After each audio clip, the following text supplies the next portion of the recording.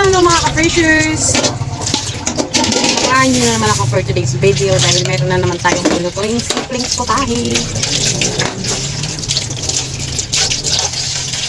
And send the strength when I belong.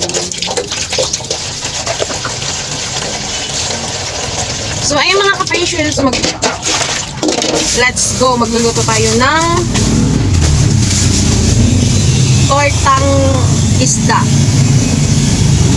Yung maliliit na isda mga ka-precious. Ayan o. Sarap nito. Papakita ko sa inyo. So yung mga ka-precious, may nakita nga ako kanina sa palengke mga maliliit na isda or bulinaw na maliliit. Kung tawagin sa amin is bulinaw. Dito naman is dilis. Ayan. Pwede yan gawing ginamos kung tawagin pa sa Bisaya, ginamos mga ka-precious. Ayan. For today's video, samahan nyo ako dahil gagawin ko itong torta. O, di ba? Masarap yan mga ka-precious gagawing torta. Torta yung tawag dito sa Tagalog, pero kung tawagin din sa amin is ukoy. Ukoy, nag-inukoy. Charot lang. So, ayun mga ka-precious, dahil nahugasan na natin yung mga maliliit na isda. Bali, 1 kilo yan mga ka-precious. Ang dami niya. Binigay lang sa akin ni Kuya 1 kilo at medyo naawa naman ako dahil wala pa daw bumibili sa kanya. Kaya ayan, bumili na lang ako. At yan na yung naisip kong ulamin namin for today's video. Kaya samahan nyo ako mga ka-precious at gagawa na naman tayo ng napakasimpleng putahe. Napakadali lang lutuin ng ganitong mga ka-precious. Diba? Ayan, at tapos na natin siya hugasan mga ka-precious. Tara, lalagyan na natin siya ng mga pampalasa, seasoning, para makapagsimula na tayo sa ating pagluluto ng ating tortang isda. So, ayan, nilipat ko nga siya sa palanggana na maliit mga ka-precious. Charot lang, ang arty mo. At kanina nga mga ka-precious, naghiwa na nga ako ng sibuyas, bawang at saka kamatis. Ayan, pinagsama-sama ko na siya. Ginamitan ko yan mga ka-precious ng chopper. Yung hinihila-hila kong parang laruan. Ayan mga ka-precious, ginamitan ko na nga siya. Tapos ayan, pinagsabay-sabay ko na siya ilagay dyan sa may palanggana na mayroong isda.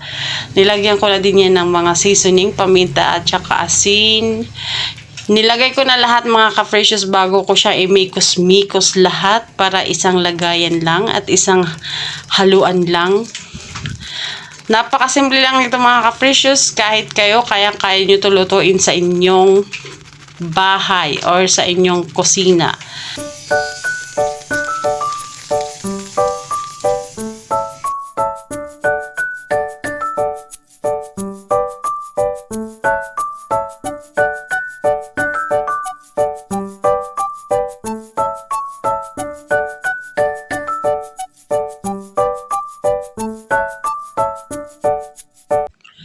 So, yung mga ka-precious, after natin mailagay lahat ng mga sangkap at mga seasoning, ayan, imikos-mikos natin mga ka-precious. Dapat mahalo natin yan ng maayos para ma-absorb ng isda yung mga pampalasa at mga seasoning na nailagay natin. Then, after that mga ka-precious, nilagyan ko siya ng spicy crispy fry. Bali, yan ang magpapadagdag sa ating lasa sa ating gagawing tortang isda. So, ayan, imikos-mikos mo din yan hanggang sa mahalo ng maayos yung ating crispy fry dyan. Para naman pagkaluto is crispy din siya. So, after that mga ka-precious, hindi pa yan tapos. Kailangan din natin yan lagyan ng harina. Pero bago yung harina, maglagay muna tayo ng isang itlog. Para dumikit na dumikit yung harina at yung pagkaluto na ating ukoy or tortang isda ay maganda yung hitsura. Ayan na mga ka-precious. Ganyan lang yung gagawin nyo mga ka-precious pag kayo ay gumawa ng tortang isda, lalo na kung ganito mo kaliliit. Napakasarap ng tortang isda na pag ganito yung lulutuin mo mga ka-precious, or ganito kaliliit na isda, dahil walang sayang, pati buto, tinik, ulo, lahat makakain mo. Syempre, sa liit pa naman ng isda ay wala talagang tapon. Then, after natin may halo lahat yan mga ka-precious, maglalagay tayo ng harina. Pero, wag muna nating biglain. Paunti-unti lang siya hanggang sa mahalo din natin muna yung mga harina dyan sa ating isda. Ayan, ganyan lang mga ka-precious. Then maglalagay tayo ng kaunting tubig para ma-absorb din ng isda yung harina.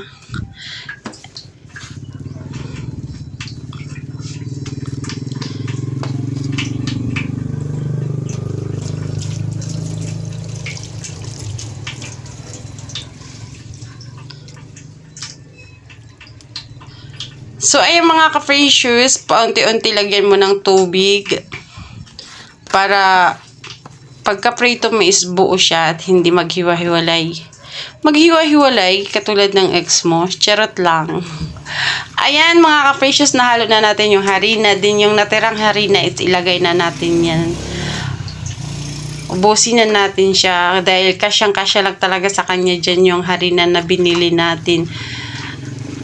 Para kapit na kapit yung harina at crispy yung ating malulutong tortang isda. Ang tagal ng loading. Tortang isda nga ang tawag sa inyo, pero okay talaga yung tawag niya sa amin.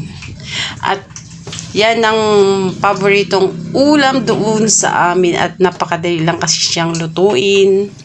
At pag nagluto kami niyan, siguradong taob yung kaldero, lalong-lalo na pag may suka or ketchup yan.